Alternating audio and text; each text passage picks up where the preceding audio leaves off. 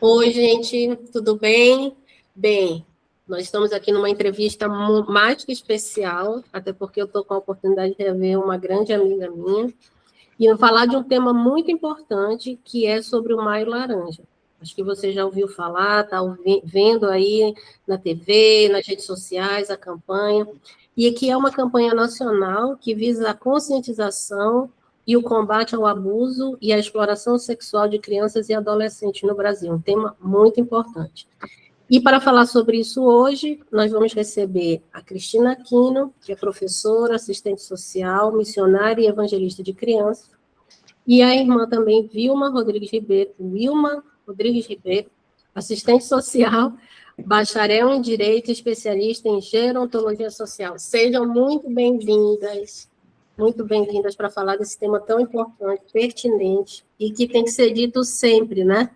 Como a Cris estava falando, 365 dias, não só no mês de maio. Nós somos uma divulgadora dessa causa, né? Nós sabemos que o nosso trabalho é uma gota no oceano, mas não importa, nós estamos fazendo. São 365 dias de proteção. A gente não se atém só ao maio, né? Porque o trabalho é muito grande. Em maio pipocam as denúncias, mas aqui no nosso estado, no Amazonas, infelizmente, as denúncias são quase que diárias, né? As que chegam na mídia e as que não chegam. Então, tem de ter um trabalho hercúleo, né, de todos, igrejas, sociedade civil organizada, OSC, escolas, esse trabalho conjunto para a gente chegar antes que aconteça o abuso, Claro. né? Como chegar antes?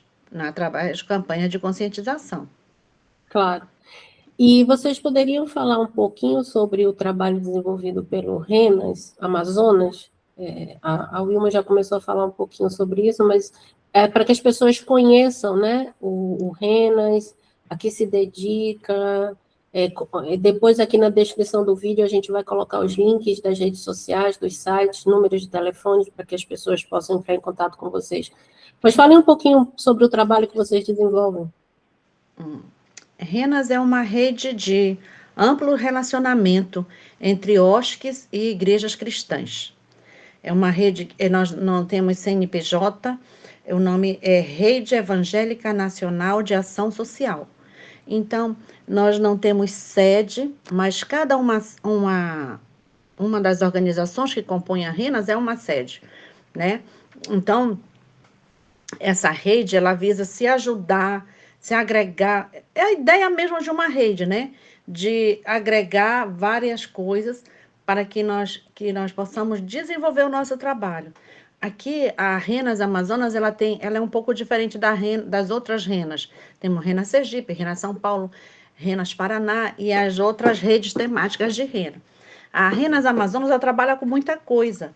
Ela trabalha com ribeirinhos, ela trabalha com deficientes físicos, ela trabalha com dependentes químicos, com idosos, com crianças. Às vezes a gente trabalha tanto no Maio Laranja, o pessoal pensa, né? As organizações de renas, as igrejas só trabalham com isso, com criança, não. A gente procura trabalhar com a família, né? Com a família toda. Então, a gente desenvolve as campanhas e trabalha nessas campanhas para ajudar as pessoas.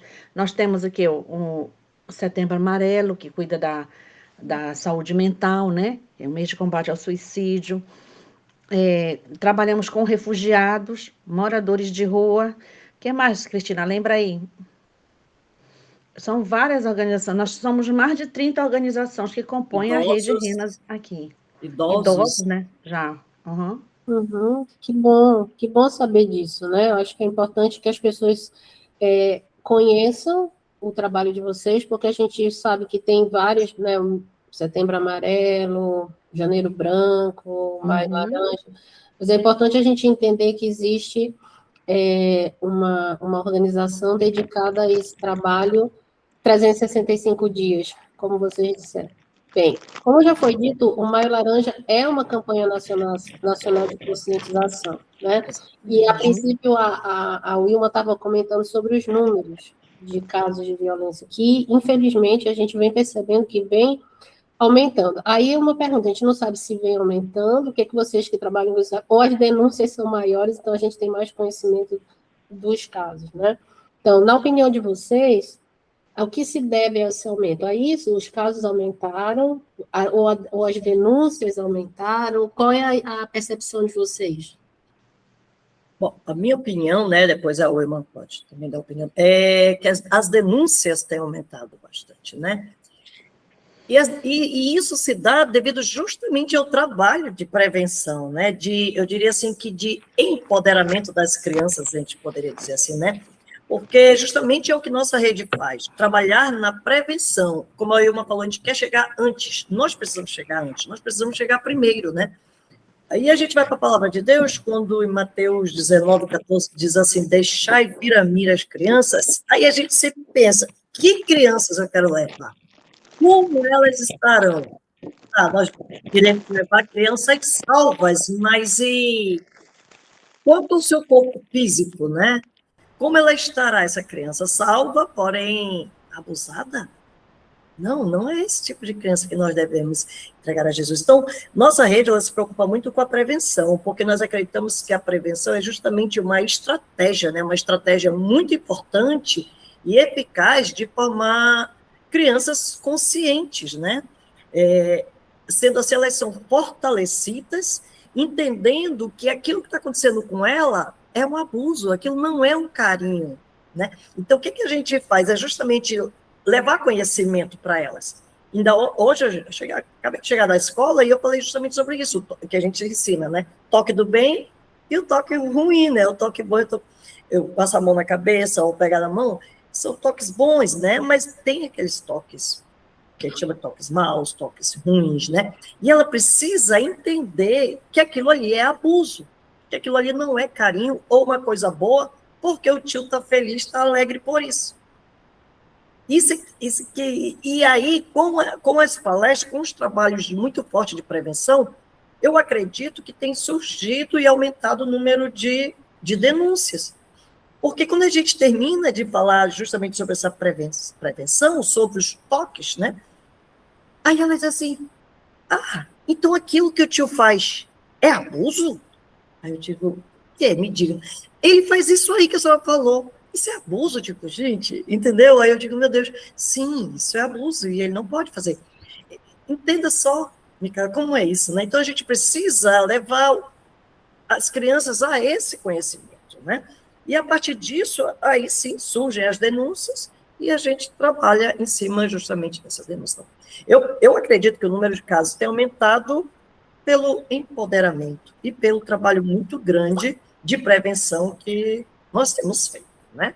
E vocês acham que as famílias, porque você falou de uma coisa importante, empoderar as crianças, então as crianças já se dão conta de que um toque é inadequado, toque mal, como vocês ensinam, e aí ela já se dá conta de que aquilo ali precisa parar, de alguma forma. Mas a gente sabe que muitas vezes a criança ela tem dificuldade de fazer parar, né? De conseguir frear o processo do abuso. E vocês acham que quando essa criança fala para a família tem recebido melhor isso? Porque a gente sabe de casos de que a criança denuncia, mas a família normalmente ignora, até porque às vezes é alguém da família, um parente, uma pessoa próxima. Mas é justamente, eu estive lá, agora à tarde eu falei sobre isso, né? E o que ele disse? Eu falei para a mamãe, mas a mamãe não acreditou em mim. A mamãe disse, menino, isso não é nada, isso é coisa da tua cabeça. Eles pensam que a criança está inventando e pasme, Micaela. Às vezes assim, isso é porque tu quer assanhada.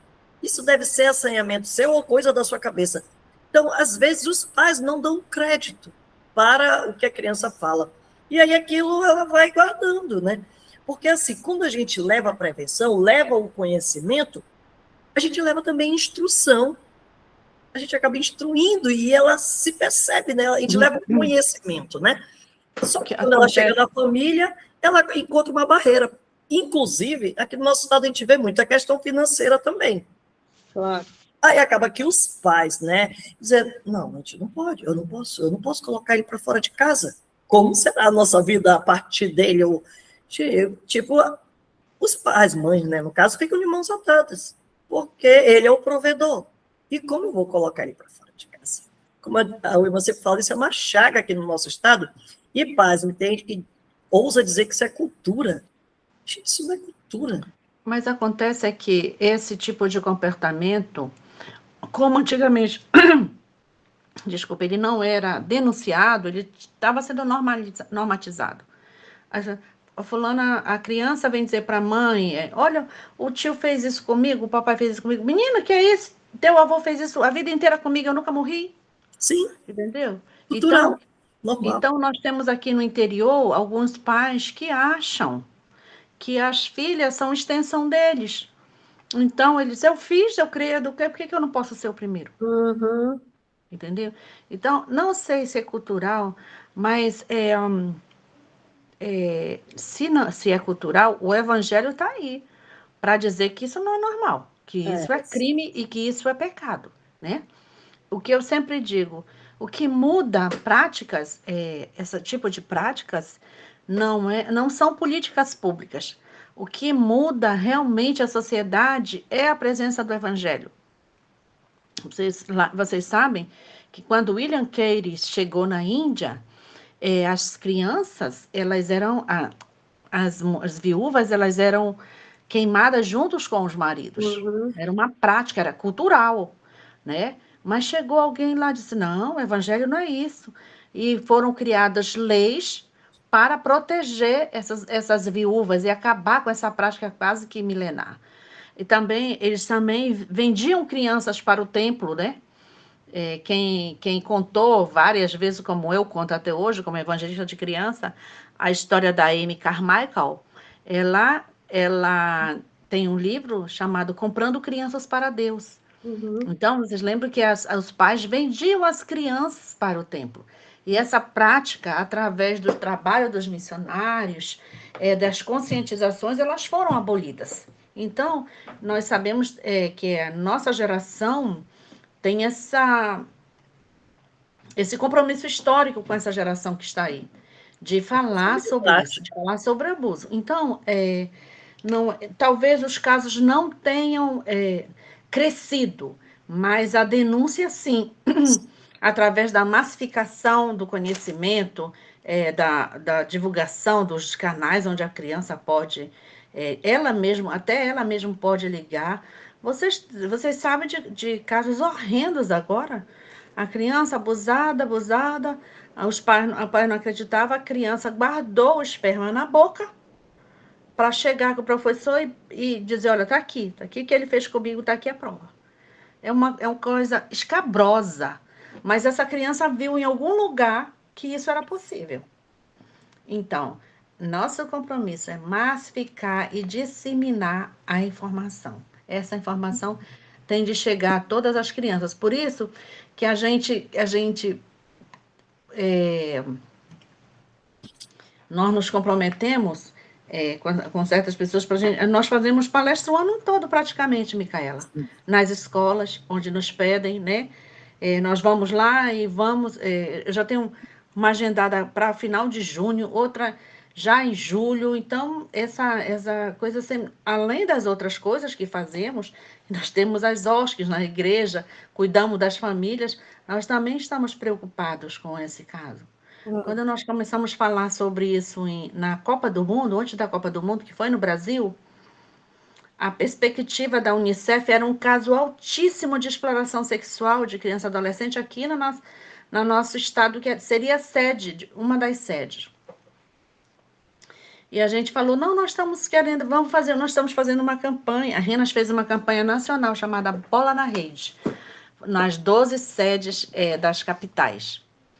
E por incrível que pareça, quando a gente chegava para falar nos lugares, assim, nas igrejas, a gente era muito rechaçado. Não, aqui na igreja não tem isso, não. Abuso não tem isso. Não, isso aqui. A gente, olha, não é que tem, mas vamos prevenir, né? Nós vamos falando com os comitês, né? Criaram-se comitês de enfrentamento e nós tivemos assento e voz desses comitês. E a esposa de um dos prefeitos, na ocasião, disse para nós assim, não sabia que evangélico se preocupava com esse tema de abuso. Nós não sabíamos que vocês estavam preocupados. Nós dissemos, a gente se preocupa sim, primeira-dama. E a prefeitura não está em todo lugar, mas aqui em Manaus está em igreja em todo bairro, todo lugar.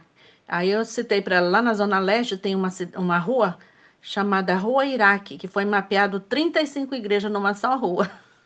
Quase ela morre. Então, minhas queridas, é isso. Iraque.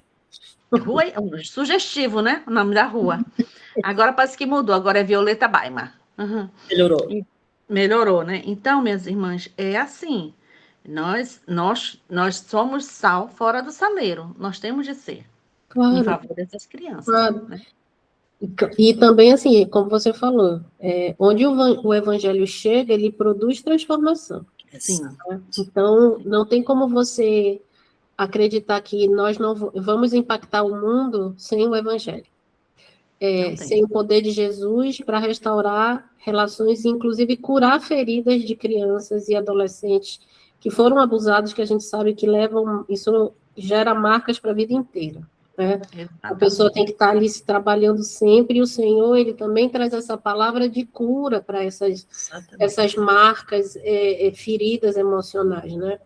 Mas o Unicef, ele traz a Unicef, ela traz um dado que é bem preocupante, né? Que ela diz que 6 entre os 10 estados brasileiros com maiores índices de violência sexual contra crianças e adolescentes estão localizados na Amazônia Legal. Vocês falaram alguma coisa sobre os motivos disso, né? A Cris até falou sobre questão financeira, talvez até acesso à informação, essa cultura, né? Como a Ilma disse, que né, parece que acaba sendo uma herança familiar. A mãe, a avó, a bisavó, todo mundo foi abusado, as tias, e a criança também vai ser. Mas a gente tem o caso de Marajó, no Pará, né? Sim. Então, que também é conhecido nacionalmente como algo muito preocupante. Então, que outros fatores, além desses que vocês disseram, ou são apenas esses, que favorecem tanto que a Amazônia Legal, que mais estados da Amazônia Legal estejam aí nos primeiros lugares? A Amazônia Legal é constituída por 9 estados, né? Pega parte do Maranhão, parte de Tocantins, né? Então, segundo a própria Unicef, ela listou três estados assim com mais problemas. O Amazonas não está entre eles. Não está. Roraima parece que é o primeiro. Rondônia, Roraima e o Pará, né? Então, veja, Rondônia é um local que está bem no meio, bem no centro. Tem estrada para todo lugar para sair. Roraima, nós temos uma fronteira seca com a Venezuela extensa, né? Nós temos e também com a Guiana Inglesa, nós temos uma fronteira nós temos fronteira de rios, mas temos ponte, né? Ponte para passar para cá. E Belém, por conta da proximidade mais com os centros urbanos, né? Também ela ocupa esse lugar. Então, a gente não tem uma resposta pronta, como até própria a Unicef, ela não tem. É a localização dos estados? Pode ser. É a fiscalização que é frouxa, que não tem leis duras, né, para punir para os pedófilos, abusadores? É multifatorial. Multifatorial. Questão financeira, né? Mas olha, veja bem, o Amazonas é a 6ª economia do Brasil. Aqui rola muito dinheiro. Nosso PIB aqui, ele é maior do que os 10 estados mais ricos. Mas, né? só um parêntese, assim, nós somos um PIB alto, porém, concentrado muito na capital. O que a gente percebe quando a gente anda nos nossos municípios é que é uma troca da garota por um litro de combustível. Moeda de troca, porque nos nossos municípios o combustível é muito importante. Nós que somos aqui sabemos disso, o quão é importante o combustível, o diesel, né, para que possa se movimentar. E eles trocam pela menina, né? Então, a questão financeira, na minha opinião, é um fator também que... Porque tem casos de, por exemplo, né, dos ribeirinhos, que eu soube recentemente disso, de que chegam os barcos nos portos Turismo dos sexual. municípios, e já estão as crianças ali esperando para entrarem nos barcos por conta da exploração É sexual. isso.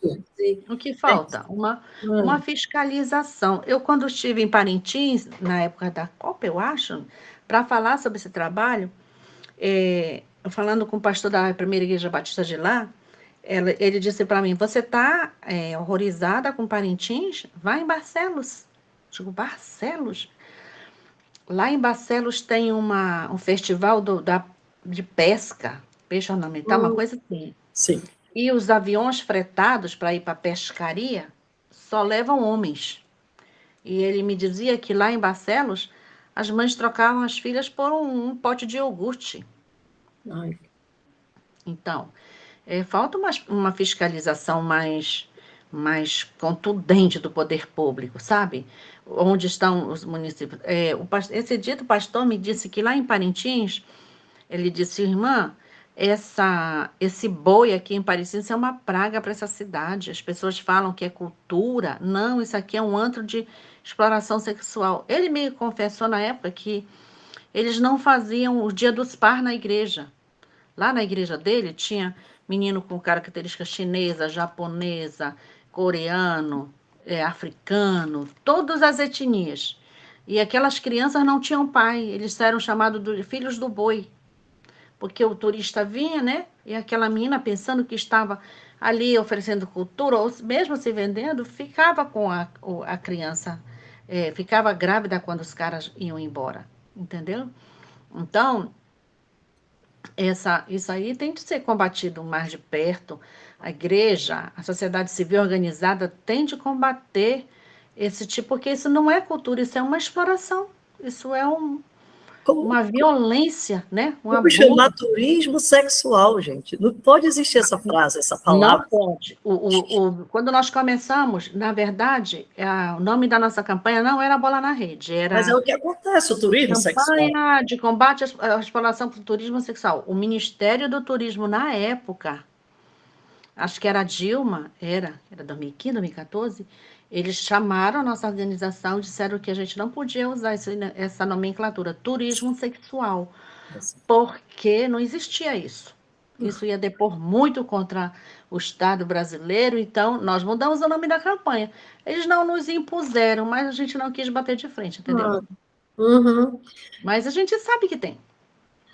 E assim, eu acho que é como quase tudo que é pecaminoso no mundo, né? A gente sabe que existe, muito pouco é feito para ser combatido, porque a gente sabe também que tem pessoas muito poderosas que, às vezes, fazem parte desse tipo de questão, né? Algumas crianças são até comercializadas para serem prostituídas em outros lugares do mundo, inclusive. Para né? casar. Quer dizer, então é uma coisa bem complexa, e eu acho que vocês, ao fazer esse trabalho, devem se deparar com certas questões aí muito sérias também, em termos de resistências, né, poderosas para que o trabalho avance, e aí é onde eu acho que a gente tem, vocês principalmente, mas nós como povo de Deus, eu acho que essa fala aqui também, para quem está nos ouvindo, serve muito também para se criar uma rede de oração, para que vocês tenham essa contenção e cobertura espiritual, porque sim. é muito importante para realizar esse tipo de trabalho, que é entrar nas trevas, né? É entrar nas trevas, é combater as trevas todo o tempo.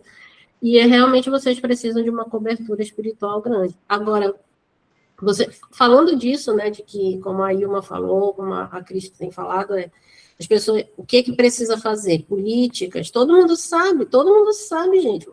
Aí uma pessoa de Parintins sabe que em Barcelos uma mãe tá prostituindo a filha por um iogurte. Quer dizer, não é falta de informação, né? Não é falta de não saber o que está acontecendo. Mas e aí, quais são as dificuldades que vocês veem? O que dificulta essas denúncias? O que dificulta que isso mude? Melhorar o acesso da denúncia, melhorar o acesso. Nós fizemos um trabalho numa igreja presbiteriana lá na Zona Norte. Para te ter ideia, na hora da mensagem, eles colocavam as crianças para a salinha. Gente, tinha mais de 60 crianças naquela igreja. 60 crianças.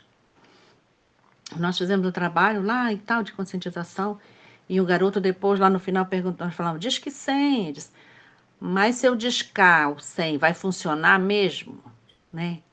Então, aquela criança já tinha aquela preocupação, que se ela fizesse, ia funcionar para ela. Então, melhorar esse acesso.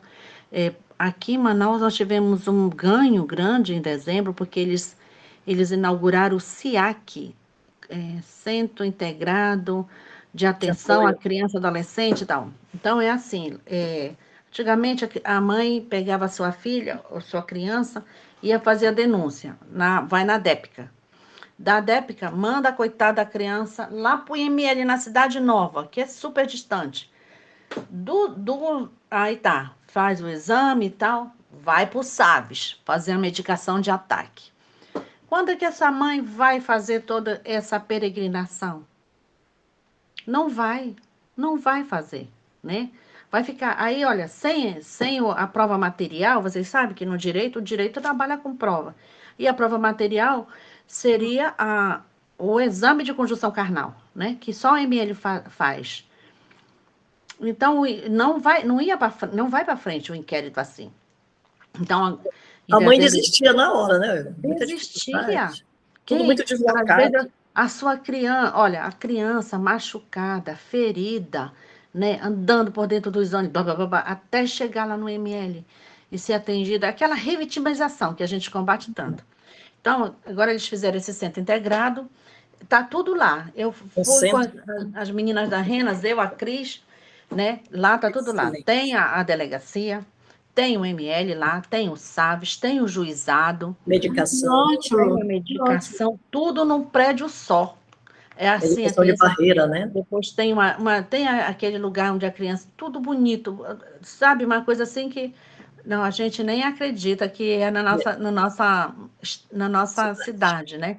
Tudo limpinho, tudo assim, as salinhas para as crianças ficarem, tudo lúdico, tudo bonito, entendeu? Porque a criança vem de uma desgraça. Cuida das vítimas, Wilma, e dos pais. E dos pais, E lá tem até cela para o abusador ficar, antes de ir para a custódia, né? Nós fomos lá, nós viramos tudo, quase a gente passa o dia todinho lá com a doutora Daniele, ela é muito solícita, né? Nos mostrou tudo. Então, isso é um avanço. Aqui na capital e no interior? Nada. 62 municípios nós temos, né? 61 e 62 com Manaus.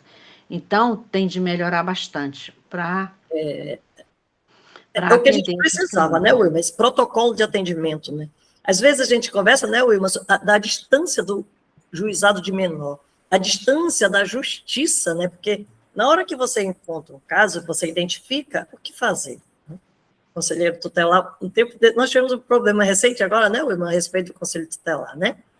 Nem sempre você consegue o acesso ao conselho tutelar, né? E a gente precisava disso, de um centro integral, onde tudo estivesse ali, né? E nós temos, a gente ainda precisa avançar mais, Micaela. A gente precisa de um protocolo de atendimento, envolvendo a justiça, envolvendo o juizado de menor, porque às vezes, eu acho que no mês passado a Wilma me ligou, disse que eu estou com um caso, mas assim, sabe, aí o acesso à justiça, como é que a gente chega até eles? Claro.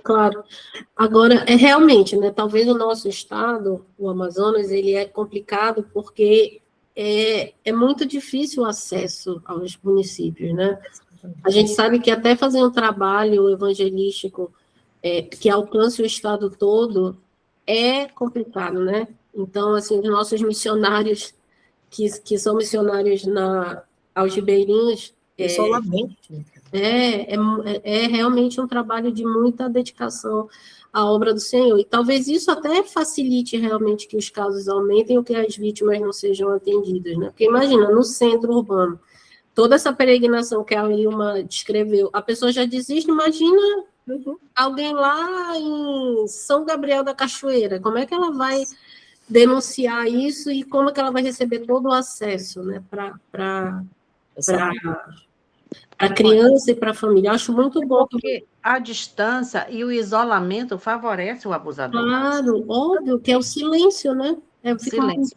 Eu estava uma vez com uma garota no carro, várias adolescentes que elas moravam no abrigo.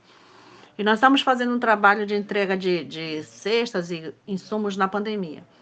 E tinha uma garota, um olhar bem azulzinho, e ela falou: eu não sabia, eu não sabia a história, eu sabia a história de nenhuma delas. E eu falei assim, e ela falando dos filhos dela, ela tinha 17 anos. Ah, porque meus filhos... Eu digo, quantos filhos tu tem, menina? Ela disse, eu tenho 3, tia. Eu disse, tu já ouviu falar em contraceptivo? Ela disse, já, tia, mas eu vim do município tal, e esses 3 filhos são do meu pai, que ele abusava de mim. E a tia Vânia me resgatou. A tia Vânia, ela é do Coração do Pai, um abrigo de crianças, né? Esposa do pastor Belro, ela foi lá em Barreirinha resgatar essa menina. Como esta menina, quantas mais não tem por aí pelas beiradas dos rios? Claro. Ela e as 3 crianças estavam nesse abrigo. E queriam a nossa fortalecer. geografia facilita, né? O isolamento, né? O medo, né? Quem a que vai impunidade, né? um cabra lá no meio da comunidade, lá na Brenha, né? A gente, por isso que às vezes a gente fala, a gente tem que ir até o último ribeirinho, até o último igarapé. Nós precisamos ir, porque, gente, às vezes eu chego no local, meu Deus, o acesso, eu mandei uma vez um vídeo que eu fiz para o Wilma. O mato, o mato batia aqui no meu rosto, e aqueles matos, Micaela, não sei se você lembra, que corta. Uhum. Eu esqueci, Titica, esqueci o nome do... Ele corta aqui, e quando você está andando ali, você não sente, né? Você não sente, quando você para, e você diz, meu Deus, eu estou sangrando, né? Aí começa a sangrar aquilo ali.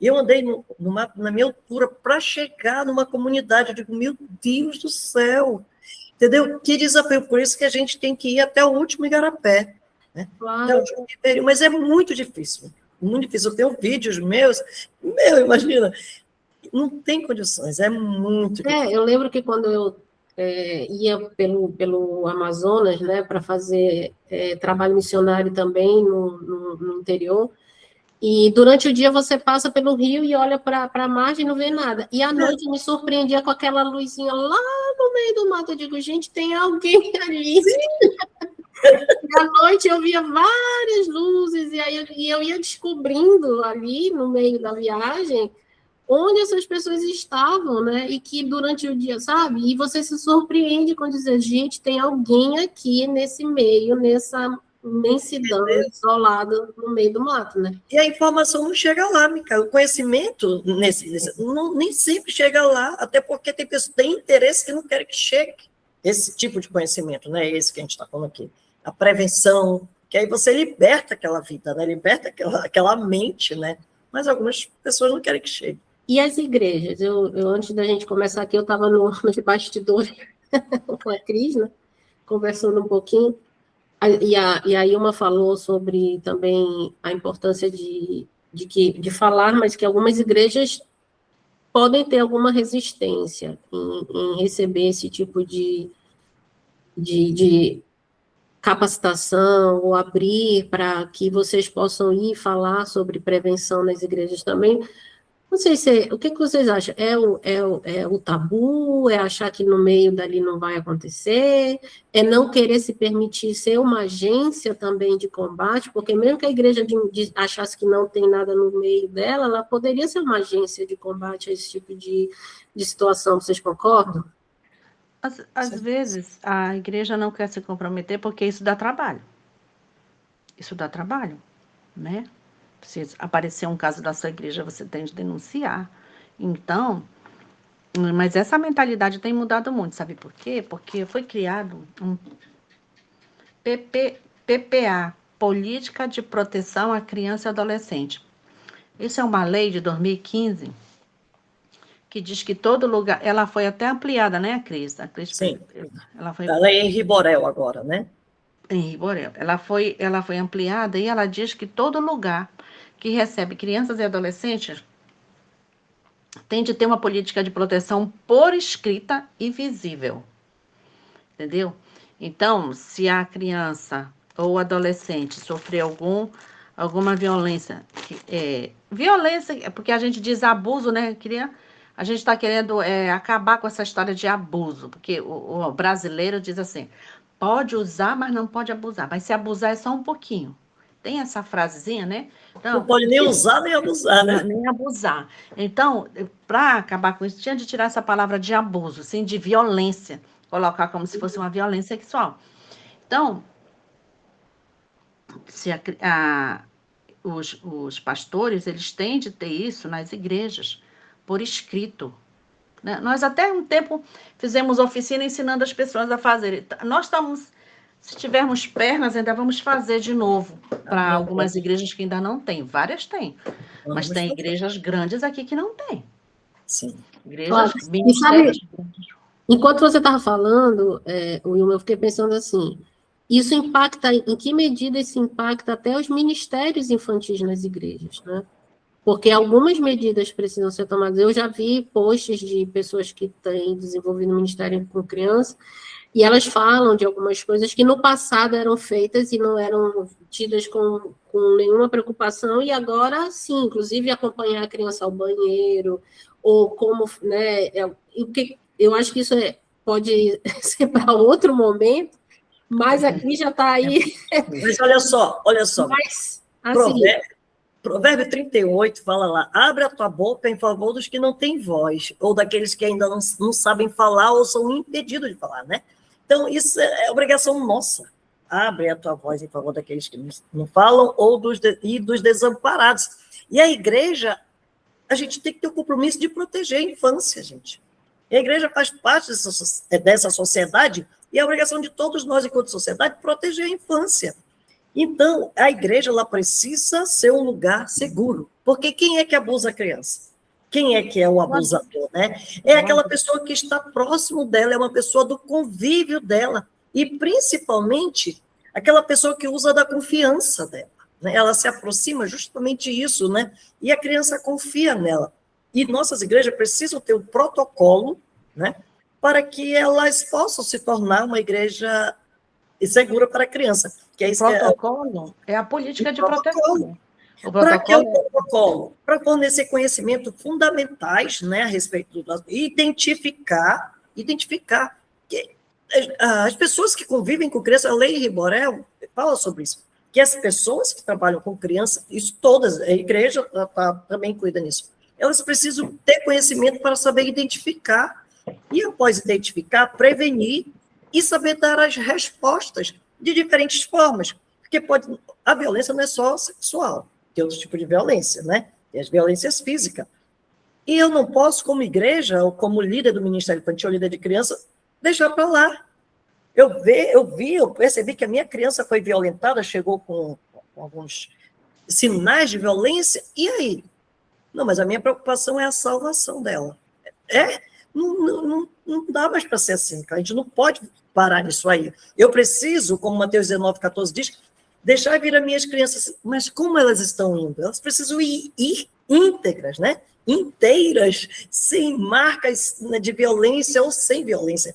Então, nós precisamos criar protocolos para que seja fornecido conhecimento, né? Para identificar, prevenir e responder a diferentes formas de violência, né? Fundamentada em valores cristãos, de amor, compaixão e principalmente de justiça, para proteger aqueles que estão desprotegidos. E aí, certificá-las. Olha só que legal seria minha igreja com a certificação de igreja segura para criança, que maravilha, né? Então, a gente precisa disso, né? Criar uma política, um plano de prevenção para que a minha igreja se torne uma igreja segura para a criança. Eu fui ao município, bem aqui, como é que chama? Aqui no perímetro, aqui próximo, né? Gente, eu estava no culto. E aí eu percebi, uma criança disse, tio, eu quero ir ao banheiro, falou para a professora. Micaela, sem exagero. Ai, o banheiro era lá atrás, no fundo da igreja. Tinha que sair, a igreja de madeira, né? E eu depois também fui, e eu encontrei com essa criança vindo, e eu fui, né? O banheiro era fora, na parte externa, no fundo da igreja. A porta é umas 5 coisas de madeira, assim, vocês são da região, sabem bem, pregada por uma barra, assim, não sei como é que é. E a gente tinha que carregar aquelas 5 coisas, entendeu? E botar na porta, você sabe? Aí quando sai, tira de novo aquelas... Sim, sim. São umas 5 ou 6 tábuas, né? Pregadas com uma barra na lateral. Vocês sabem como é que é, né? Aí como é que era o sistema de fechamento do banheiro? Pega aquelas 5 lá, põe na porta, depois aí usa o banheiro. E aquela criança foi sozinha, gente, para o banheiro. Eu digo, então, a gente precisa criar o protocolo, né? Como as crianças, né? Para proteger nossas crianças, porque isso me deixa angustiada, Micaela, quando eu vi isso, eu fiquei, ai, o que fazer? Claro, é como eu disse, né? É muita coisa. E eu acho que as igrejas, elas precisam também se adaptar ao novo momento também. Porque, como eu disse, eu acho que antes eram coisas que a igreja não tinha tanta preocupação e tanto olhar, porque, como vocês falaram, não tinha tanto né, conhecimento, tanta informação, mas hoje em dia eu acho que a igreja não pode estar isenta, mesmo de trabalho, como a Wilma disse. Nós, como filhos de Deus, nós temos que ser os primeiros a levantar a voz contra esse tipo de nós temos os primeiros. Nós temos de fazer, por exemplo, a minha igreja é uma igreja pequena, a minha igreja da minha denominação é uma igreja pequena na Zona Leste, uma zona muito pobre, né, lá na Nova Floresta, mas, então a gente bate muito nessa questão de criança não ir sozinha para banheiro, né, por mais que seja coladinho na igreja, não vai, e a gente fica assim, tá até meio paranoica, né, não vai e tal, mas é todo mundo irmão, não interessa, entendeu? Nós temos de chegar antes na prevenção. O meu esposo é o pastor da igreja, ele disse, olha, nenhuma criança me sai daqui para ir para o banheiro, porque, gente, vamos combinar, não existe gente que vai mais no banheiro beber água do que crente, né? Chegou na igreja, quer beber água. Esse povo não tem... Na hora da mensagem, todo mundo quer ir para o banheiro. Então, é universal isso. E meu marido falou, olha, não vai nenhuma criança em banheiro se não for acompanhada dos seus pais, do seu responsável. Sabe? Aí ficou assim uma regra mesmo, né? Porque a gente tem de prevenir em todo lugar. Até porque acontecendo alguma coisa na igreja, alguma violação, a igreja responde juridicamente por aquilo. Claro. Responde juridicamente. Daqui que prova que vermelho não serve para luto, meu irmão. Muita dor de cabeça. Agora, não, só uma colocação. E essa lei, ela exige que todas as pessoas que têm contato com a criança tenham antecedentes criminais, coisa que nossas igrejas não se preocupam. Diga-se de passagem que nem na escola, a rede pública de ensino, não lembro, quando eu entrei já faz um tempinho, né? Mas a lei está exigindo isso, que todas as pessoas que tenham contato, que trabalhem direto com a criança, tenham a certidão de antecedentes criminais. E como isso é importante, porque exatamente o abusador ele se coloca num lugar justamente de confiança, então ele vai procurar as igrejas, porque ele sabe que ele é um campo mais fácil para ele agir, né? E porque é um local onde a questão do relacionamento ali de confiança. E a gente pedindo, solicitando essa certidão negativa, né, de antecedentes criminais, isso vai ficar muito bom. Então, isso tudo faz parte do protocolo de igreja civil, né? Olha, recentemente, acho que foi no mês de março, o pastor Zé Wellington, da Assembleia de Deus, a geral, ele baixou lá uma lei, uma portaria, não sei como eles fazem, que todo o irmão que vai trabalhar no departamento infantil tem de apresentar a certidão de antecedentes criminais. E foi um avanço, né? Um avanço muito grande. Porque, assim, aqui no Amazonas, eu estava participando de uma oração aí, para não sei de quê. Aí o pessoal disse, porque nós temos 1000 templos. Não, nós temos não sei quantos 1000 líderes de criança. E assim eu fiquei me coçando para dizer, sim, o que vocês fazem para prevenir a exploração, o abuso e a violência sexual dentro dessas coordenações que vocês têm?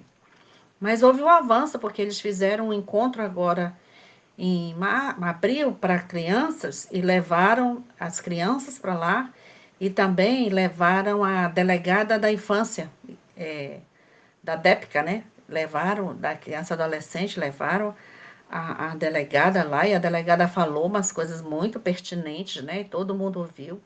Então, é assim, Uhum. o E evangelho aí, gente, tem se como, conscientizado, né?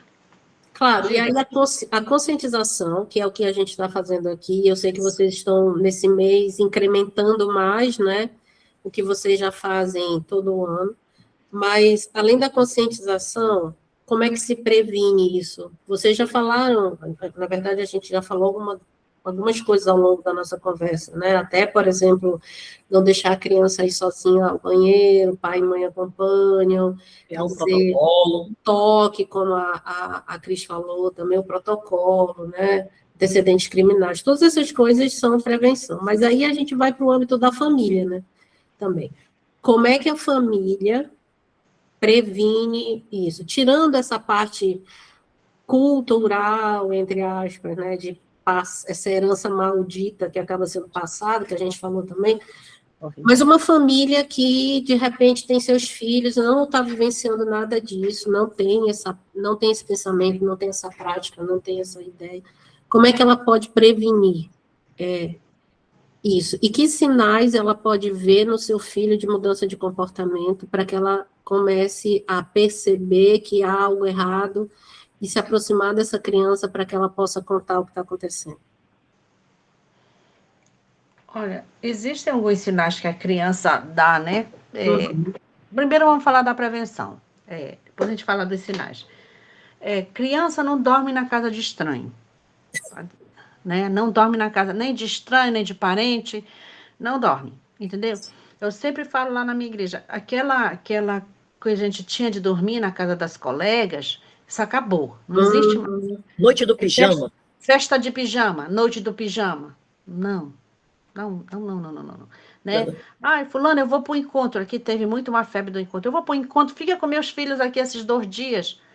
Quando teve o encontro aqui, que tinha aquela febre, não sei nem quem ano foi, gente, o que pipocava lá na delegacia de casos de criança abusada, que ficava com tio, que ficava com primo, que ficava com não sei Aquele quem. tio tão bondoso que se oferecia para ficar com as mães que eu encontro. Exatamente. O tio tão bondoso abusava das crianças todinha no final de semana.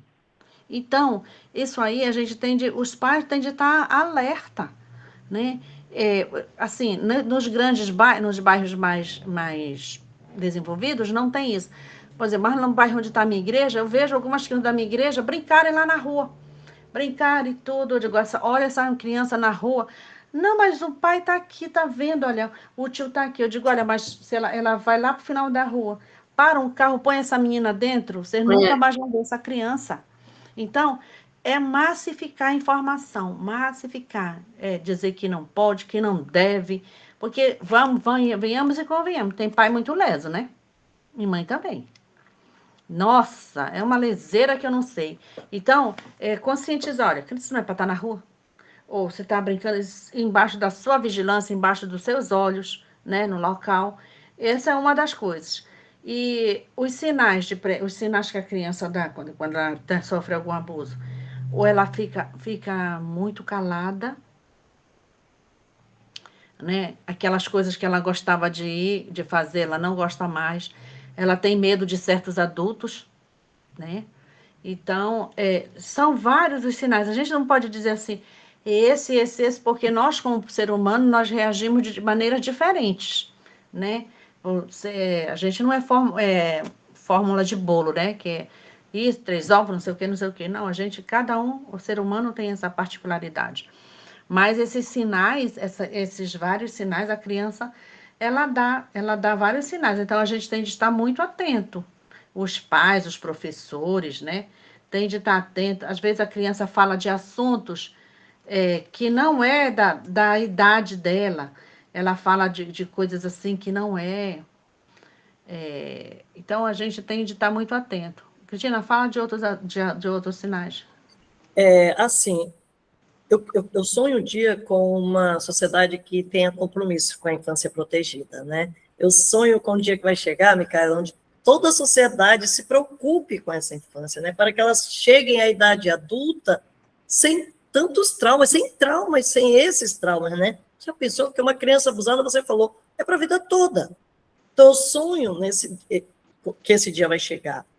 E às vezes eu fico triste quando a gente vai nas escolas, e já aconteceu comigo, porque, Micaela, é certo, ainda hoje eu saí ainda agora de uma escola aqui, e aí eu falei para a gestora, olha, se surgir algum caso, me ligue, né, fale comigo, que a gente dá toda a orientação de como proceder. A Wilma, sabe, eu fui em uma escola que aí, no outro dia, a gestora disse assim para mim, eu não quero mais que você venha aqui, não quero mais, você só me traz problema.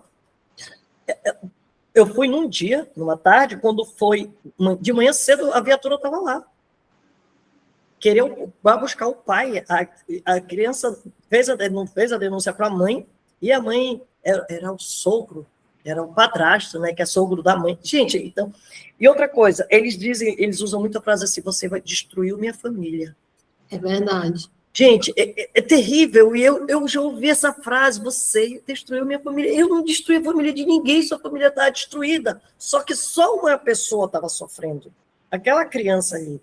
Porque aí, através daquela criança que foi empoderada, que recebeu o conhecimento, ela contou, a mãe não acreditou, e aí aí era o sogro né? Era o padrasto, que era o sogro. Gente, foi uma confusão tão grande, aí a família nunca acredita. O que nós temos questão da prevenção que você me perguntou, o que os pais podem fazer? Os pais têm que fazer a família deles ser um lugar seguro. Esse negócio de quem dá um doce na boca do meu filho, a minha adoça, é isso? Cuidado! É mais ou menos assim o ditado, quem é meu filho agrada, a minha boca adoça. Cuidado! Não, quem meus filhos beija, a minha boca adoça. Muito cuidado com essas coisas, com essas frases que antigamente, muito lá atrás, que coisa linda isso, essa frase, mas não é bem assim. Então, nós, para a prevenção, o que falar para os pais é que eles tornem a casa deles, as suas famílias, lugares seguros. E, principalmente, lugares de confiança, onde a criança venha falar e que seja uma escuta com compromisso, uma escuta de verdade, dizer, não, meninas, sai daqui, lá vem tu com essa conversa, lá vem tu com esse assanhamento, isso é assezume teu. Gente, é o que mais as crianças ouvem. Então, os nossos lares, as nossas casas, as famílias precisam ser lugares de escuta e de confiança, né? As crianças precisam confiar nos pais para falar o que está acontecendo, né? Na mãe, no pai. Então, o que nós poderíamos falar para as famílias é que as famílias sejam lugares seguros. Esse é o nosso grande sonho, é que as famílias sejam lugares seguros para nossas crianças e lugares, principalmente, de escuta de qualidade, né? Aquela escuta, tá, não, lá vem você. E nem dizer assim, é melhor tu guardar esse segredo. Guarda, não fala para ninguém, senão tu vai estragar a família da tua tia, menina. Mas porque o marido da minha tia fez isso. Melhor não falar, porque a tua tia, tu já sabe como é que ela não vai acreditar em ti. Eu vejo isso todo dia. Então é melhor não guardar esse segredo, porque senão tu vai acabar com o casamento dela. Entendeu? Então, famílias sejam lugares seguros. Escutem, deem valor ao que os filhos de vocês falam, né? E é isso. Quantas mudanças de comportamento são várias, né? Silêncio, o silêncio da criança, de repente ela muda o comportamento. Mudanças repentinas de humor, né? Era muito falando, de repente, silêncio. Às vezes fica com tristeza, às vezes fica agressivo, ou se isola. Mudança de hábitos. Tem pesadelos frequentes, né? Não quer mais ir para a escola, dor de cabeça, vômitos. E cai lá, vômitos. E até diarreia. Incrível, você dizer, não tem nada a ver vômito. Tem, sim, pode ser um sinal. Outra coisa, né? Exatamente. Outra coisa, quando seu filho não quiser ir na casa daquele parente... Não vai. Ela não vai. Não, mas você tem que ir lá. É seu tio, é seu padrasto, é seu avô. Gente, para mim, cara, me dói tanto dizer que um avô estupra sua neta. Um avô biológico, é avô mesmo, não é? E eu fico muito triste. Então, se a criança não está se sentindo bem na presença daquele parente, né? Eu não posso. Que também, acho que vocês... Não sei se vocês concordam comigo, né? Mas, por exemplo, até práticas de respeito à privacidade da criança, porque tem pais que não respeitam a privacidade da criança no que diz respeito ao corpo dela, né? A criança toma banho, porque a criança também, às vezes, já começa a ter o seu próprio cuidado.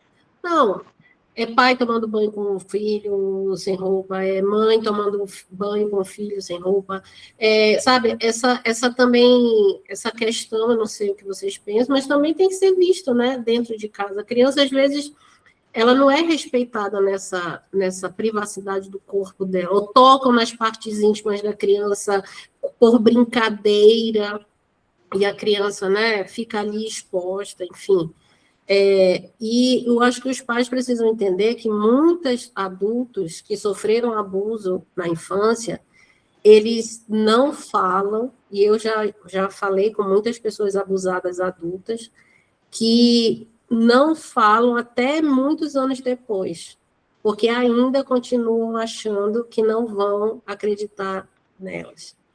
Então, são adultos. Acreditem nos seus filhos. E ainda acham que, se falarem para a família que foram abusadas, ainda acreditam que não vão ser ouvidas. Então, é muito sério isso, né?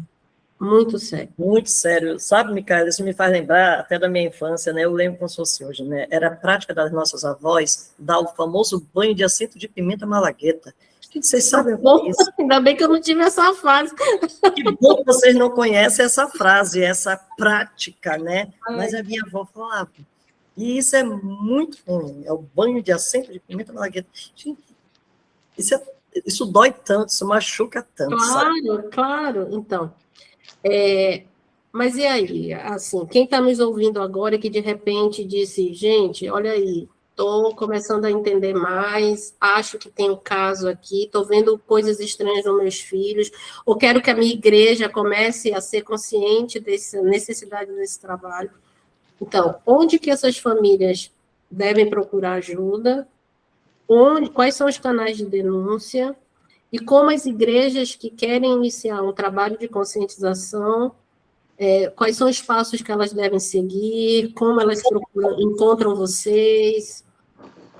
Exatamente. Criar um protocolo de criança segura, igreja segura. Claro, quais são os canais de denúncia? E se uma igreja, e alguém que está nos ouvindo agora, quer iniciar esse trabalho, esse protocolo, quer ajuda para isso, porque também eu acredito que as igrejas sozinhas, muitas delas, não vão saber iniciar, por onde iniciar, como iniciar. Com certeza. Como que elas procuram e quais são os contatos, ou como que ela entra em contato com renas, quais são os canais de denúncia? Os canais de denúncia é o Disque 100, né?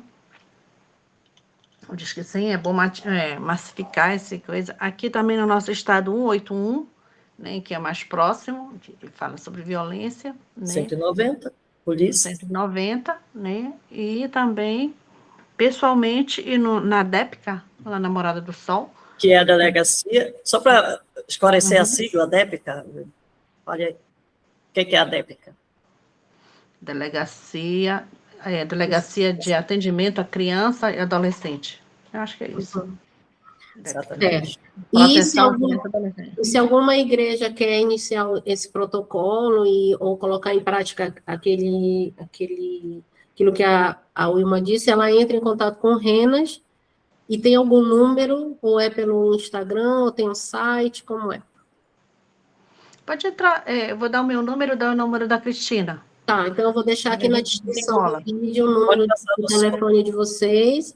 Vai estar aqui também, gente, o número do canal de denúncia, né?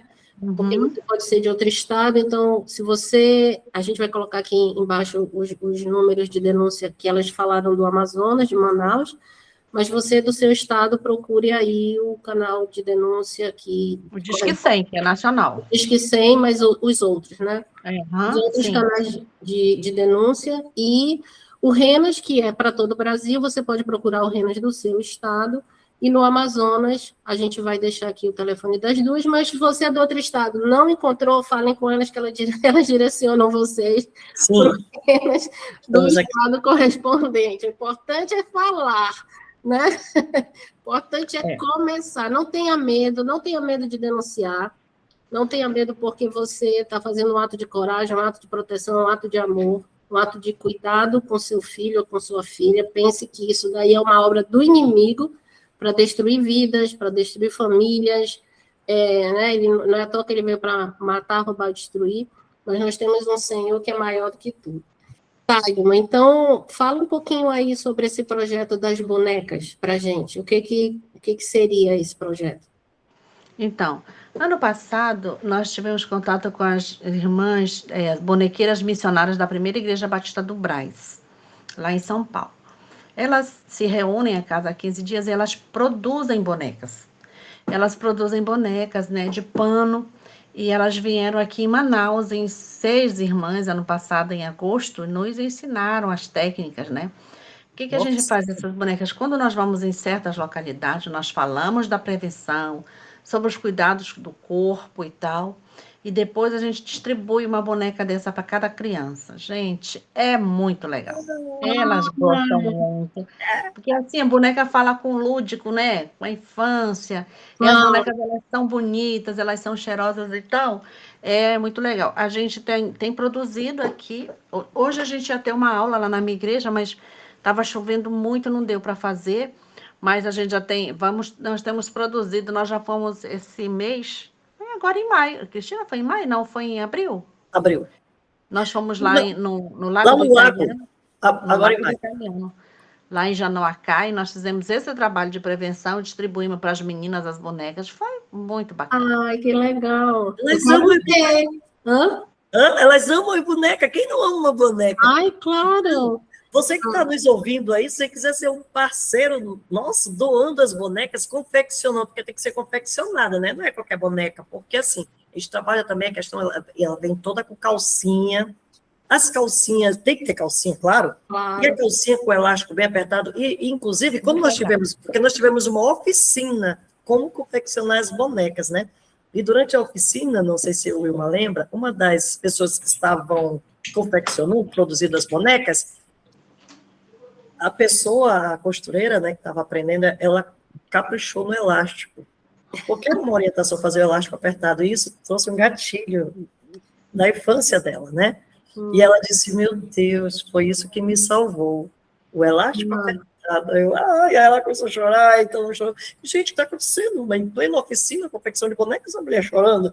E ela foi contar que quando ela estava confeccionando, porque nós, quando produzimos as bonecas, a gente tem que ter esse cuidado, né? Tem que ter a calcinha, né? Que é a proteção. Claro. Com o elástico justo, não pode ser aquela calcinha. Inclusive, você estava falando de andar de qualquer jeito, né? Com as partes íntimas expostas. Não, tem que estar as partes íntimas cobertas, né? E a gente ensina que se é íntimo é só meu. É meu, só. Ah, olha aí. Mostra a calcinha. Então tem que ser elástico.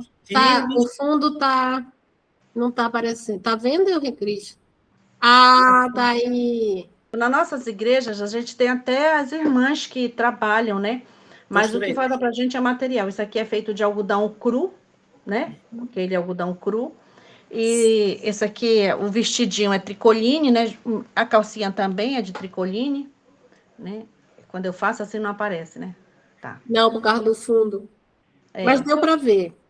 Então, e cada uma boneca tem nome. Tem várias, nós já demos nome para. É a Fátima, é a Ana, é a Maria, todas têm nome. É muito legal. E vocês também já aproveitam, né? Já estão aí também. O lado criança aí. Não dá para enxergar. Não dá. Essa aí deu. Ai, que lindo com esse laço. Isso aí foi no dia da oficina.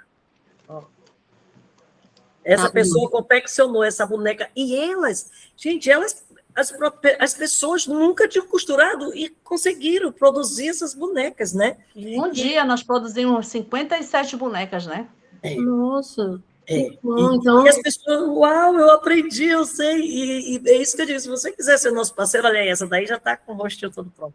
A gente pode entrar com essa parceria aí, né? Claro. Pessoal, 100 bonecas para ir para o Lago do Italiano, hein? Ai, que ótimo, gente. Então, olha só, se você quer participar, entre em contato também, porque ou doar material, tempo. Olha, é uma atividade legal, porque você está ajudando alguém, você se diverte, conhece novas pessoas, né? É algo solidário. Então, se você puder, não pense na habilidade, pense na vontade, na disposição. Eu quero agradecer e contem comigo, contem com as minhas orações, contem com o canal de divulgação, de comunicação, que vocês precisarem, eu me coloco à disposição de vocês e que o Senhor, como eu disse, a cobertura do sangue dele esteja sobre vocês nessa luta aí. Então, muito obrigada, gente, e eu estou à disposição. Deus abençoe. Amém. Estamos aqui à disposição também, tá? Orem por nós. Ora. Um beijo.